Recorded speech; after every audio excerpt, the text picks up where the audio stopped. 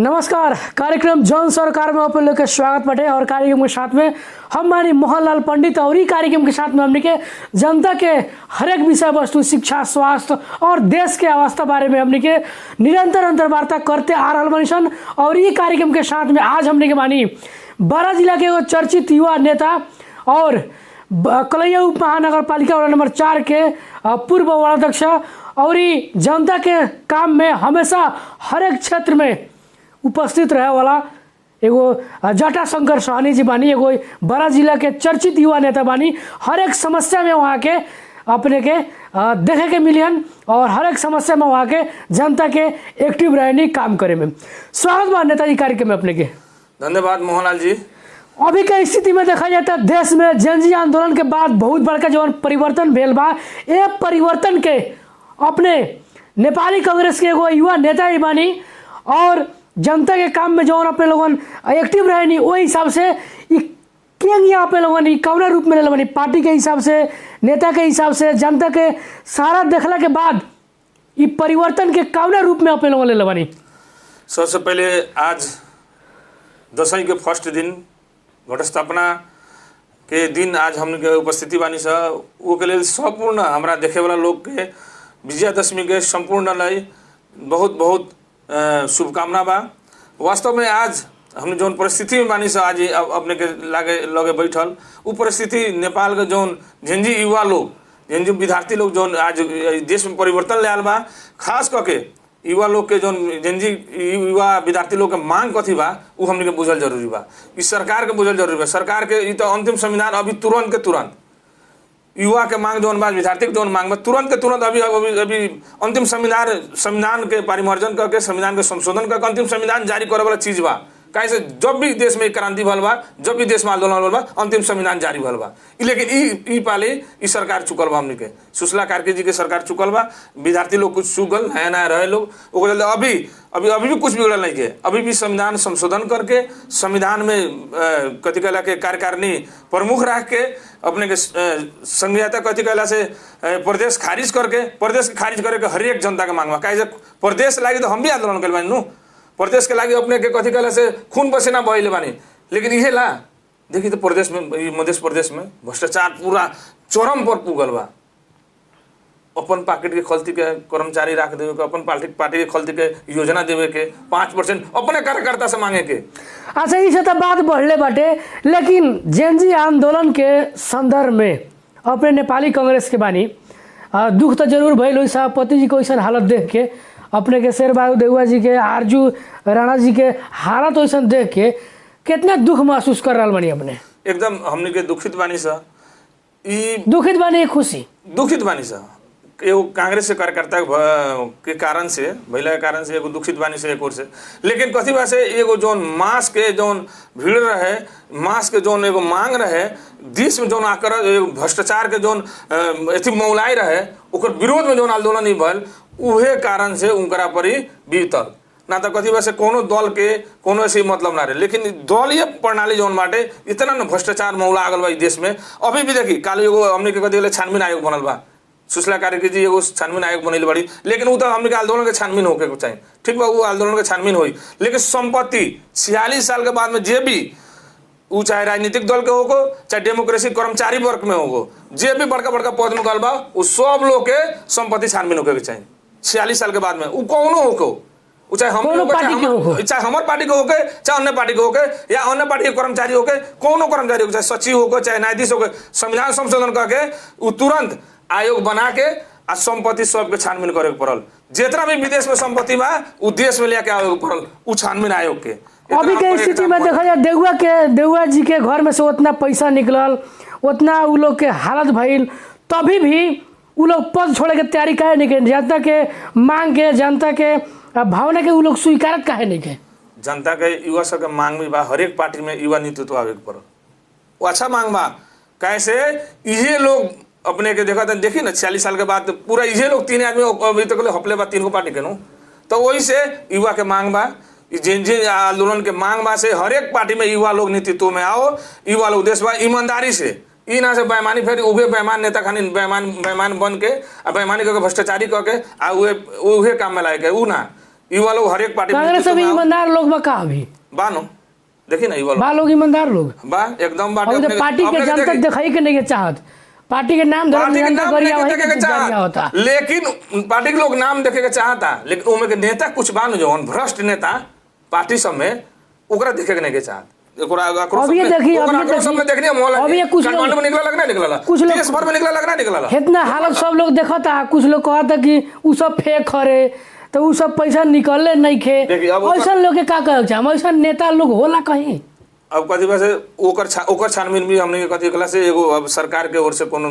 उ लोग झूठ बोलले बा कि सही बोलले बा जे कहता कि होइले नहीं कुछ उ एमे हम कुछ बोले ना सकम काहे छानबीन आयोग अभी उ लोग के दोनों आदमी घर करते छानबीन करता उ रुपया के विशेष महत्व ओकर देखता कि रुपया हा कि कथी है फेंक हा कि कथी है ओसे ओमे हमने कुछ बोलल हमने ना मतलब क्लियर होई आ दोसर बात कथी बा से देश में अगर इतना बड़का आंदोलन भल अगर देश में अगर निमन नेता रही तो इतना अपने देश भर देखने ना नेता लोग के घर भ्रष्ट लोग के घर के कथी कथी कैलक सब ठीक भेल बा सब ठीक भेल बा व्यक्तिगत संपत्ति के ना क्षति करे के चाहिए ओकर ओकर ओकर ओकर बानु सार्वजनिक ओकर रास्ता बाटे मोलन जो रास्ता बाटे सार्वजनिक क्षति करे के चाहिए अपने सार्वजनिक क्षति भी ना करे के चाहिए कलिया में जौन सार्वजनिक क्षति भल निजी क्षति भल उ गलत बात बा उ ओकर अब आयोग बनिए गल ओकर भी छानबीन होई हर एक जिला के छानबीन होई ई ना से हमनी के काठमांडू के मात्र होई जनता के ई मांग रहे कि जितना भ्रष्टाचार कमीशन खोर ई क के लोग घर बनैले बा हमनी के ना रहे देम जरा देम कह के ये ई में जनता के सहमत मानी कि ना अपने जनजी युवा क्लब के पूरा लोग ये देश भर में ओमे सहमत मानी कि ना रहुआ ओमे तो आक्रोश तरह है लेकिन सब नेता वैसा नहीं के ओमे तो घुसपैठिया भइल बानु देखो ना भल रही तो अपने कलिया में तो अपने के ओसन व्यक्तिगत घर तोड़ फोड़ होइत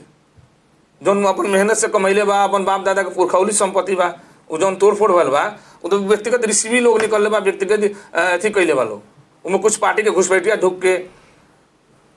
तो वो से कथी बा से व्यक्तिगत संपत्ति के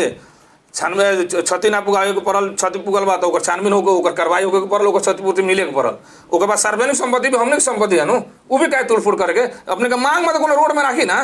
रोड में नारा जुलूस करी ना बैठा रही ना वहाँ धारणा दी ना इहो तो मांगा नु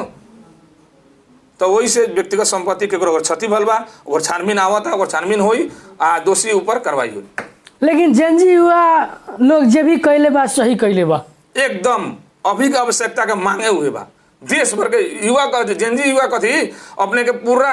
देश के युवा देश के नागरिक अपना तो एगो पार्टी के बानी उ हम कहत नहीं कि अपने के 46 साल के बाद जौन भी पद पर बड़का बड़का पद पर मंत्री भल बा लोग जौन भी बड़का बड़का नेता बा सबके संपत्ति छानबीन होके सब पार्टी के बड़का बड़का न्यायाधीश जितना भी न्यायाधीश लोग भल बा उ सबके भी छानबीन होके चाहिए संपत्ति दोसर कथी के पार्टी भीतर भी जनजी युवा लोग बा जनजी युवा लोग बा हमने जब स्वच्छ युवा लोग हमने नहीं जनजी के सपोर्ट करे वाला पार्टी के भीतर के लोग भी बा कोनो दाग से कोनो के ठगले होके कोनो के थी कैले होके कोनो के रिश्वत खैले होके मानो वैसे केंद्र में बानो अभी पर्दे पोर्टल के देखी था गगन थापा के देखी था विश्व प्रकाश शर्मा के देखी था युवा नेता बानो सब में ईमानदार गगन थापा के लोग गरिया रहल बा ती पनि भ्रष्टाचारी छौ ती पनि त्यस्तै छौ एगो भी नेता अपने के ओकरा से अगाडि कोनो आवे सकल मीडिया में कोनो कम से कम आके माफी सरकार में शामिल रहे पार्टी हमर तब आके तो माफी मांगल सरकार के कैसे दायित्व रहे उतना क्षति ना होके जाए युवा के कैसे हमने के देश के कर्णधार युवा सब रहे विद्यार्थी से रहे देश के हमने संपत्ति गंवैले बानी छनु अपने गृह मंत्री भी तो वही में रहल नु गृह मंत्री से दोषी हो त कार्रवाई होई नु छानबीन आयोग बनिए गल क्लियर बात बा दोषी अभी तक अपने नहीं खल लौकत इतना युवा मर गेल 50-60 युवा मर दोषी अगर ना रहतन तो राजीनामा देतन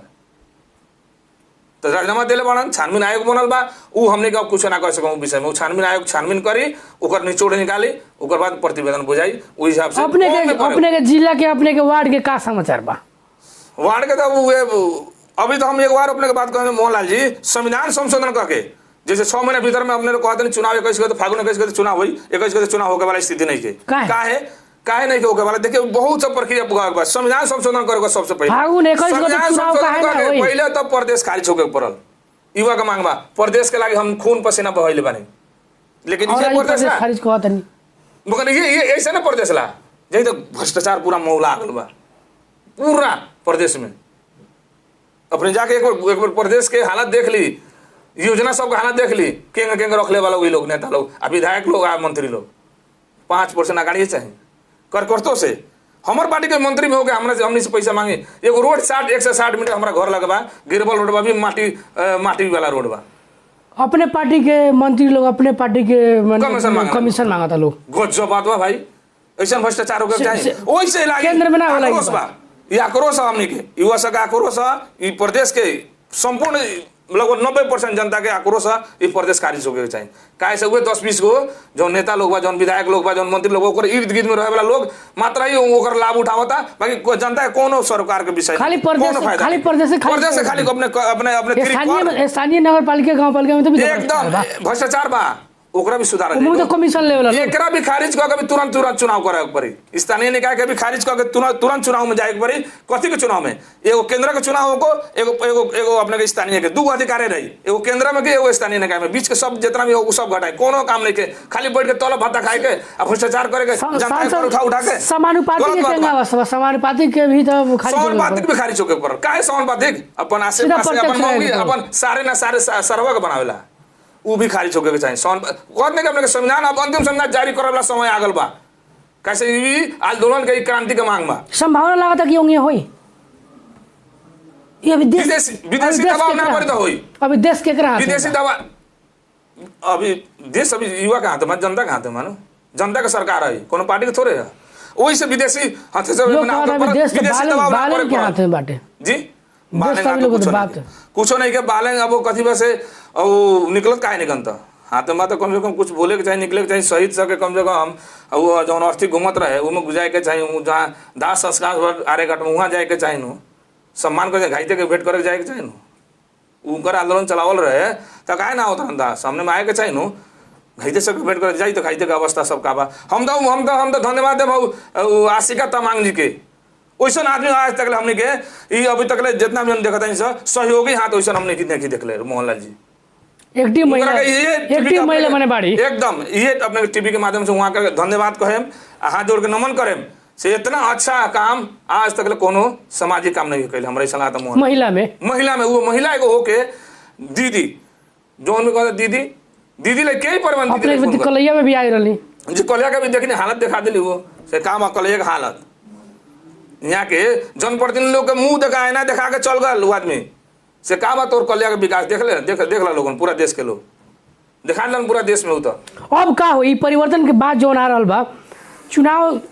फागुन 21 गते से पहले का होखे वाला बा का होखे के चाहिए जनता अभी अन्य बा का हुई प्रदेश खारिज हुई कि का हुई कि संघीयते खारिज हो जाए कि राजा आ जाए अभी भी जनता अन्य बा का राजा तो राष्ट्रपति के सीट पर माने राजा आई संभव नहीं है देश में राजा का अब संभव नहीं अब उनका समय और आगल खत्म राष्ट्रपति के सीट पर राजा के बैठा दे कितना उचित बा जनता के सरकार बा जनता के कथी बोले राज बाई वैसे और दूसरा बात कथी बा अपने जो कहनी है अभी कथी होके के चाहिए अभी प्रश्न रूप में इस सरकार के मंत्री परिषद से निर्णय करके संविधान संशोधन करके संहिता पहले सबसे पहले प्रदेश खारिज होके पड़ल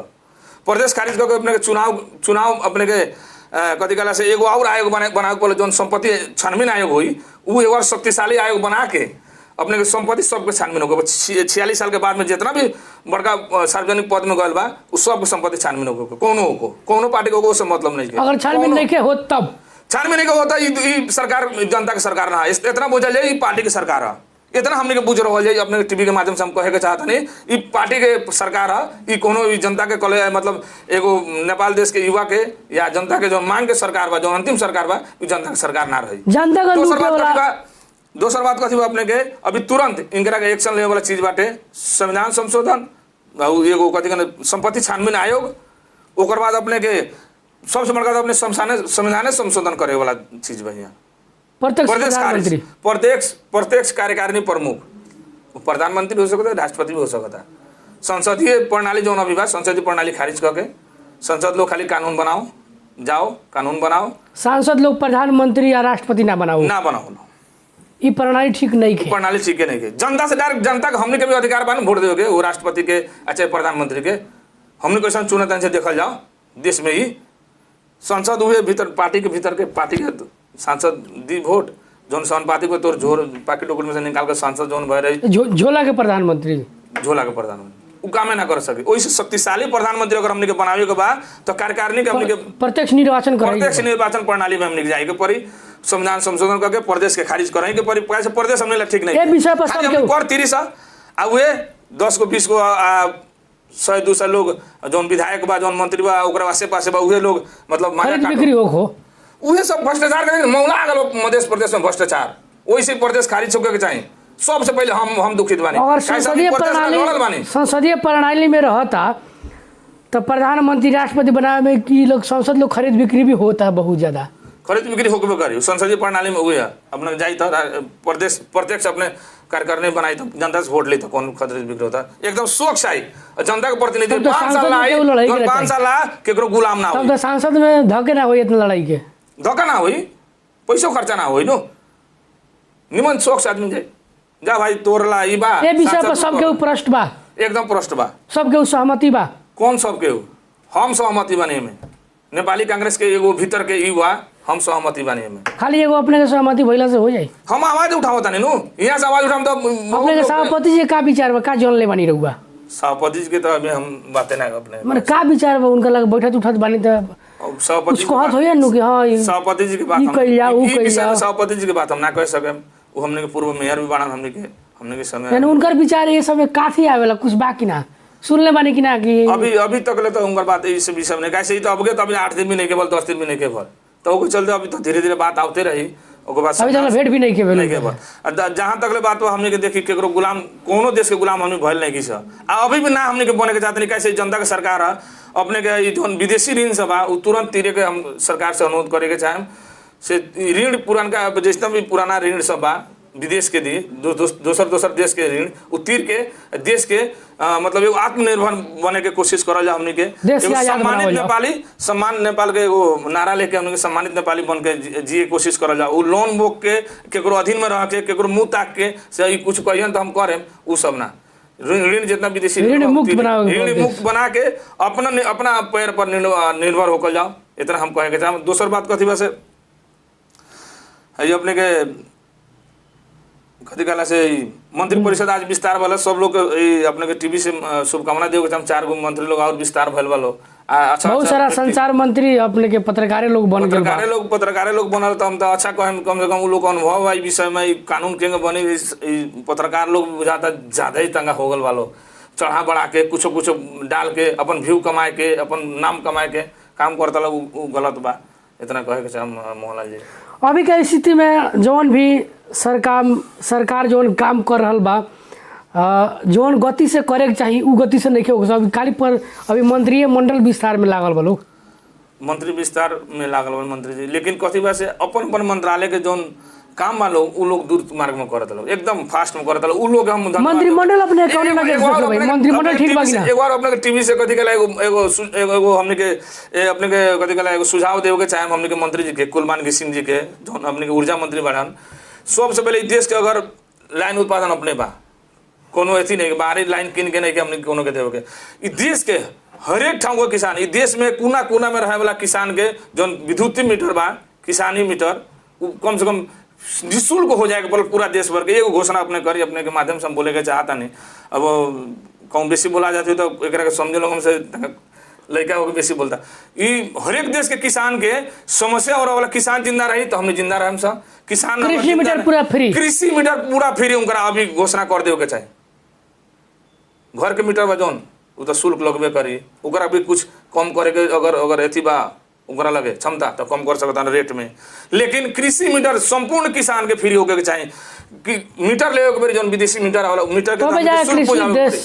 कृषि प्रधान देश के कृषि प्रधान देश हमने कहल जाई इतना अपने के हम कथी टीवी के माध्यम से हम कथी अभी के मंत्री लोग ठीक बालूक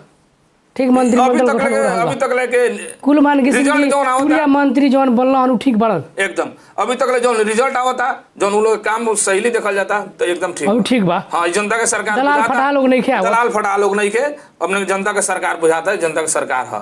महसूस तंगा होता अभी बहुत अभी लंबा जाए के बा वैसे कथी बा से एगो कुलमान सिंह जी के मंत्री जी के कम से कम कहे के चाहे ये टीवी के माध्यम से सुझाव देवे के चाहे से कृषि में जो रहे वाला किसान के जितना भी मीटर बाटे विद्युतीय मीटर सब के निःशुल्क हो जाएगा चाहिए निःशुल्क अपने कर दी अपने के और किसान सब धन्यवाद कही देश में और उत्पादन बढ़ी हमरा ऐसा लगा था मोहनलाल जी। अब आओ जाओ अपने देश की चर्चा परिचर्चा भेल अपने आओ जाओ अब नगर पालिका और अपने के वार्ड में कलैया उप महानगर पालिका के विकास और अपने के वार्ड के विकास के बारे में कुछ जनता के प्रश्न पार रह जाओ, काहे कि अपने के चुनाव लड़े वाला स्थानीय में ही बानी, तो ऐसे अपने के जहाँ रह तनी वहाँ के विकास के बारे में बताओ जाओ। कलिया उप महानगर पालिका में विकास पहले के तुलना में अपने के कहाँ 25% भलो, 3.5 बरस से बेसी बीत गल। देखी तो प्रतिनिधि लोग कहता पहले के तुलना में बहुत ज्यादा बाटे हमनी कर तनी तो मूल्यांकन कौन करे? जनता करी ना। मूल्यांकन कौन करी? जनता करी कि ना? तो मूल्यांकन जाकर अपने तो पत्रकार एगो पानी टोल टोल में गांव गांव में वार्ड वार्ड में घूमी था, एक प्रश्न हो जाए उ लोग के बोलाई में अपने के बड़ा लग जी का करता रहन वाड़ा विदेश में अब लड़का सब हुए एजेंट वाला काम बा गरलन बॉल 10 दिन रलन कलैया उप महानगर पालिका नंबर 4 के बड़ा जी अभी के स्थिति में का उनकर अवस्था बा, विकास से का आवश्यकता बा? उनकर अवस्था एकदम बढ़िया बा, उनकर आर्थिक अवस्था, उनकर घरैसी अवस्था एकदम बढ़िया बा। वार्ड के अवस्था, वार्ड के अवस्था ठीक नहीं के, वार्ड के अवस्था गार्जियन होके अपने विदेश लड़का से उड़ावे जाम का कटवान को अभी हुए काम एजेंट सार्वजनिक पद धारण के बने अपने सार्वजनिक काम सार्वजनिक पद करे धारण करे वाला लोग एगो भी अपन व्यक्तिगत काम ना करे के चाहिए। हमने कही नहीं सको लोग बता दी हमने जब तक सार्वजनिक केकर लड़का के उड़ावे जात रहनु विदेश जाना लड़का सा तब पासपोर्ट लेके ना कोई उड़ावे जाल जाला एजेंट वाला काम तभी भी उनकर शुरू में कहीं सहयोग कैले होयन की है सहयोग तो नहीं कैले अभी तक वार्ड के लोग कहला ना हमने के आश्वासन दिला से विदेश फ्री टिकट फ्री वीसा में पठा दे वोट ले लेला एजेंटो बनन का हाँ एजेंटो हवन एजेंट तो हइले हवन पहले राजनीतिक उनकर पृष्ठभूमि नहीं के राजनीतिक सामाजिक सेवा में जो शुरू से हमने का अभी तक 56 साल से अभी तक हमने समाज सेवा में लागल बानी सा उनकर वैसन पृष्ठभूमि नहीं थे। अच्छा कलैया में जो 4 नंबर वार्ड में अदालत से लेके पूरा जो पानी जो लागत रहे वो पानी के निकास मिले सकल कि ना? पर साल हम जाके रिपोर्टिंगो कैले रहनी इस सब विषय में पानी लाग के पूरा जनता घर में ढुक जाए के पूरा अपने के फोहर वाला पानी पूरा किचन में चल जाए के ऐसा भी अवस्था रहे निकास मिलल बा कि ना? देखिए मेयर साहब भी हमने एक वार्ड अध्यक्ष भी हमने एक वार्ड के लेकिन अभी भी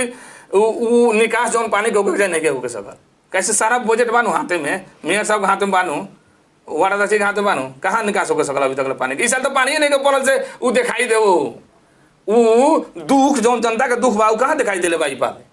पानी ना पड़ला के चलते लेकिन निकासो तो नहीं के भल पानी पड़ गल तो फिर उहे पुरान के अपने जो वीडियो कैले रहनी वैसे फिर उहे अवस्था बा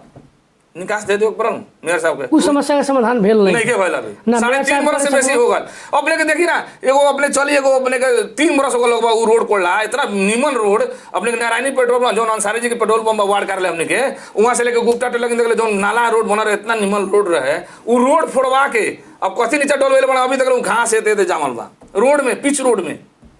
वो अभी तक मरम्मत तक नहीं होकर सकल कथी भेल बा काय फोड़ल बा रोड अब डोजर से कोड़ल बा कुछ पाइप लगावल बा कथी के पाइप बा हम ना कह सकते खाने पानी के पाइप होगी का कथी के पाइप बा लेकिन पाइप लागल बा कोड़ के नाला के जरी जरी अपने के रोड पिच रोड उतना निमन पिच रोड फोड़ के अभी तक मरम्मत भी नहीं के भलू 3 साल हुआ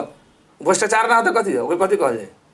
भ्रष्टाचार न हो वो 400 मेयर साहब के भी नहीं के वाला तक भी नहीं के थाए नहीं के कोड़वावे के बारी नया नया पिच रोड कोड़वा लख लो लेकिन ओकर मरम्मत कैसे ओकरा के व्यवस्थापन कैसे अभी तक थाए नहीं के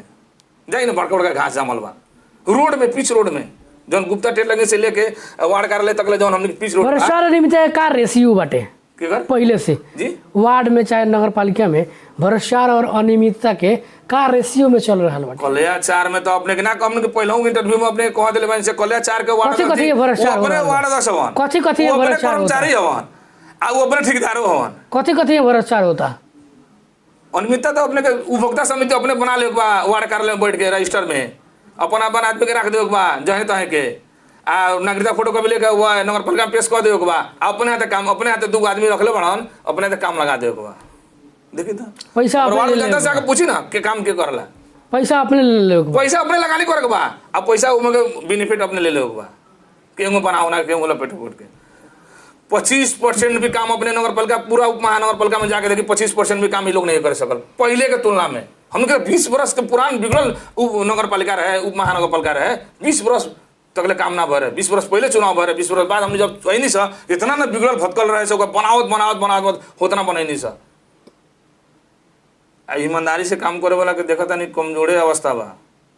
बेईमानी से करे वाला का अवस्था ऊपर बा अब ईमानदारी से कोई नहीं एकदम ईमानदारी से हम कहले राजेश राय यादव मेयर साहब और अपने लोग मेयर साहब ईमानदारी से कोई मेयर साहब भी ईमानदार लोग हवन वो में दो मत नहीं के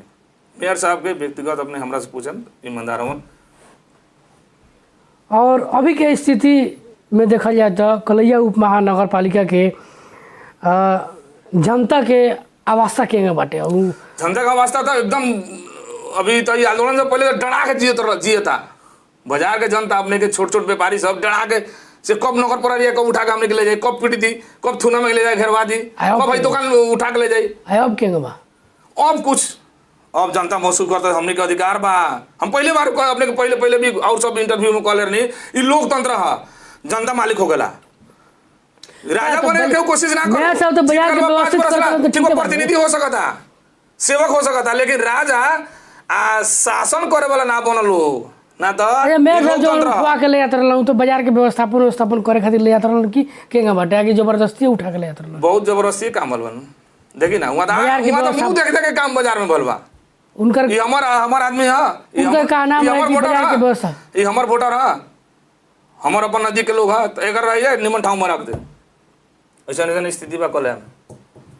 कोनो घर तोड़ देवे के, कोनो घर उतई बगल में छोड़ देवे के। तू विपक्षी बड़ा तो सब कुछ उठ के आई, लेकिन हमार आदमी के घर बनता तो रोड पर बनाई, नाला के जरी से बनाई, देवाल वाल उठाई, कुछ कोनो दिक्कत नहीं है। रोड भी ना छोड़ी, रोड में भी जमीन ना भेदभाव को बंद हुई, ये भेदभाव बंद हुई, अपने गारंटी के साथ कहते हैं बंद हुई। समय आप के पाला में कुछ तो भेदभाव भइल बानू बता दी, बताओ ना विपक्षी लोग काहे ना बते लगे को। हम तो हरदम वार्ड दस तो अपने के इंटरव्यू देवे आओ तरह नहीं बा कोनो कभी कोनो मर तो ऐसा वार्ड दस अभी जन्मल बा से वार्ड दस होते हुए भी आके इंटरव्यू जनता के सामने दे देवे आओ तो लाइव में। अब अभी को वार्ड दस के उतना दम नहीं है को वार्ड दस अपने के लाइफ में आवेला कोनो आके बताओ तो अपने काम के बात, आप नगर पालिका के बात खुला चैलेंज बा, अपने सब टाइम ऑफिस हो जाई, लोग सुन रहल बा, चैलेंज एक्सेप्ट कर ली तो समस्या एकदम आवल जाओ ना। हम तो दोनों ओर बैठा के होको टॉक चैलेंज के एक्सेप्ट करे तो अपने के समस्या हो जाई। आओ हम तो कह देने आओ सामने सामने दोनों ओर बैठाई अपने एकदम टॉकली कौन कितना विकास कैले बा। ऐतिहासिक काम मोहनलाल जी अपने के अदालत मालपोत कैले बानी हम, इतना पुराना अदालत, इतना पुराना मालपोत, इतना पूरा जिला विकास रहे, कहाँ नाला रहे वहाँ नाला उतना बड़का सटर, उतना जिला अदालत के घर सब तूर के, मालपोत के गेट सब सटर तूर के, नाला रोड निकल दोनों साइड में, एक बार लेके गए सीधे टेंगरा नदी में बाघ रहे। उससे पहले बताइए तो अवस्था कार है, हिदनी पाटा रोड रहे, उतना चौड़ा रोड रहे जो रामपुर पुल पर से अपने सीधे हम अपने वार्ड कार्यालय तकले तो मंदिर तकले तो बुझाई से हाँ रोड में चलता नहीं तो चौड़ा भी रोड अपना ही के थी के एकदम। और बीच के जो बीच के रोड ढलाई बाटे अपने गुप्ता कथी कला जान के हॉल लगे 200-250 मीटर वो गगन थापा के देन है जो हम यहाँ से बीरगंज के डीजी आई मुखिया कुछ हो कैल ही नहीं खन कुछ हो ना कथी नाला पुरान उखाड़ के ऊपर नाला बनैले बड़ान वही ईटवा लगा के बोल्डरवा लगा के रोडवा पुरनका उखाड़ के वही पर रोड बनैले बड़ान रोडे पर रोड ढलले बड़ान। एगो तो पनावा में अभी 1 साल बा रोडे पर रोड ढलले बड़ान, ढलाई यहाँ बढ़ले बा एकरे ऊपर ढलाई गजब बात बा भाई। जहाँ कच्ची में ना ढलाई रोडे पर रोड ढलाई, ये क्वेश्चन योजनाकार अपने लोग बाई भाई गजब बात बा मेयर साहब। मगर रोडे पर रोड ढलाई अपने देखत है अपने वार्ड रोडे पर रोड ढलाता कच्ची कहूँ रोड बा वहाँ ना ढलाई। ऐसा काम भेल खाली ऐसा नहीं काम है अपने वार्ड में जाके देखी ना पुराना रोड उखाड़ दो बा बोल्डरवा फिर निकाल के वो बोल्डरवा बिछा के फिर उपभोक्ता समिति अपने आदमी को बना के रजिस्टर घुमा के अपने आदमी बना के फिर रोडवा बना दे मरम्मत कर दे। दोसर कुछ विकास भेल नहीं है कहाँ भल अपने नजर में देखी ना। हाँ उनकर विकास तो भल बा, उनकर आदमी के विकास भल बा, खूब कमैले वालों कमाए का विकास का मतलब कथी है उहे ना जाई ना। अभी प्रदेश के जौन अपने के है कथी कहला जौन निधि आवास बनता कर्मचारी के बने के चाहिए, जौन वार्ड में कर्मचारी बा ओकर जमीन पर घर बन गल, लेकिन एगो गरीब के घर में घर जमीन पर घर ना बने सकल, गरीब जौन डेढ़ में रहता ओकर जमीन पर घर ना बने सकल। निधि आवास हवे के करला उसन गरीब आशा है एक महिला ला ना। चलिए तो हमारा गांव में एगो बा सुरेश शाह कहे वाला रहे से हमने कहनी सर ओकर घर देखे अवस्था कितना जर्जर के अवस्था ओकर बने के चाहिए लेकिन वो कर्मचारी को बनाइलन निवेदन दिला कैसे उनकर कर्मचारी है वार्ड कर्मचारी है उनकर आदमी है ओकर चलते उनकर बनल जमीन पर चल के देख लिया। अभी सरकारी वकील के बगल में न्यायाधीश जो हमने के क्वार्टर पहले का रहे ओकर पछाड़ी अपने जाके देख ले मानपुर से पछाड़ी सरकारी ऐसा अवस्था बा कथी कहल जाए। ये जनता के सेवा कि अपन व्यक्तिगत आदमी के सेवा अपन सेवा करता नहीं और ऐसा विकास का नमूना बता बताई ना नमूना एकदम वैसा टाल नमूना बा। सामाजिक विकास का बेल सामाजिक विकास हमरा घरे के बगल में एगो और घर बनता वैसा है जनता आवास वाला, लेकिन वो मेयर साहब खास आदमी है, जरूरी नहीं कहते तब तो बनता हूँ जमीन पर जमुना के जरूरी बोकर नहीं के बनत। कितना दिन से वार्ड कार्यालय में था नगर पालिका में दौड़ा था, चप्पल खिया गल। एक घर एगो प्रदेश के घर ना बने सकल, लेकिन उ लोग अपन आदमी के घर हुई तो तुरंत बनी। अपने के मीडिया से अपने कहे के चाहता नहीं, सब जनता के कहे के चाहता नहीं। इतना बोल रहा बने कि फिर से जनता हमने के निर्वाचित करो, देखी तो करी, कोनो जरूरी नहीं कि हमने जीत के हम। हमरा से निमन भी आदमी आ सकता नु, हमरा से अच्छा भी आदमी आ सकता, हमरा से ईमानदार भी आ सकता नु। अब कोई आता एगो और बात बाटे, 4 नंबर वार्ड में ऐसा ऐसा लोग उम्मीदवार बाटे जो जेल लेल काट के भी आल बा। वो लोग कहते हम उम्मीदवार है, उम्मीदवार के उम्मीदवारी बा। जो 2-4 गोड़ा के चाय पिया था बैठा के दुकान में, वो कहता हम उम्मीदवार है। चाय दुकान में आगे नहीं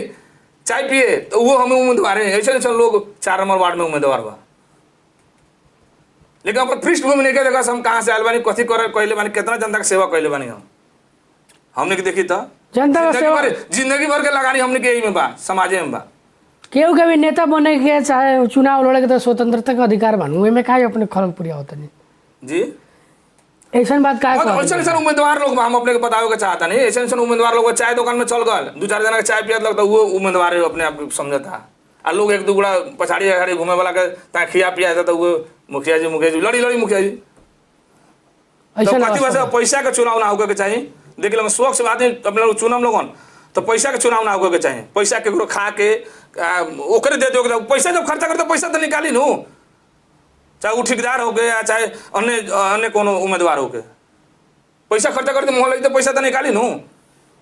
अंत में कथी कह के हम सारा अपने लोग के ई अवस्था प्रति, नगर पालिका के प्रति, मेयर साहब के अपना वार्ड में अपना वार्ड अध्यक्ष जी के का ध्यान दे के पड़ल कि हाँ विकास हो जाओ, कथी समस्या भाई बता दे के पड़ल अपने गाँव। सबसे बड़का समस्या बा कर के जो हमने के पाला में कर रहे हैं 30%, 100%, 120% बढ़ा दिल लोग। तो सबसे पहले कर हटा दे के पड़ल। आओ अपन आसे पासे के अपन झोला बोके वाला अपन कार्यकर्ता के पोसे के काम ना करे के पड़ल। जनता के कर उठा के ना पोसत रहे लोग ना। हमने के देखी केतना नगर पर ही रहे, 2 गो नगर पर पुरान के 56 साल के नगर प्रहरी रहे, 52 साल के उहे रहले रहे। बताई तो इतना कर्मचारी रहे। अभी जाके देखी तो कर्मचारी 19 का नहीं बियाल बा कर्मचारी नगर पालिका में तलब खा रहा बा। उ तलब कहाँ से? तो हमने अपने के सबके कर जौन तिराता डबल कर, सब कुछ में डबल अपने के, चाहे खेत के कर होके, अच्छा जब घड़ारी कर होके, चाहे घर के कर, नगर पालिका चाहे आंतरिक स्रोत इतना ना बढ़ गया। दुकान में भी जौन दुकान खोलता वही कर तिर के आवा तब वही सिफारिश मिले, हो सिफारिश मिले। तलब सब आंतरिक स्रोत से बाकी अपने नेपाल सरकार के सब आंतरिक स्रोत से बा। जौन डेली बेचे आंतरिक स्रोत सब वही में चल जाता, सब वही में चल जाता। जौन हमने के कर तिरते नहीं बताई जितना कर लादल जरूरी बा, कर्मचारी के पोसल जरूरी बा का? जनता के प्रतिनिधि के अपने व्यक्तिगत अनावश्यक कर्मचारी की जरूरी नहीं खे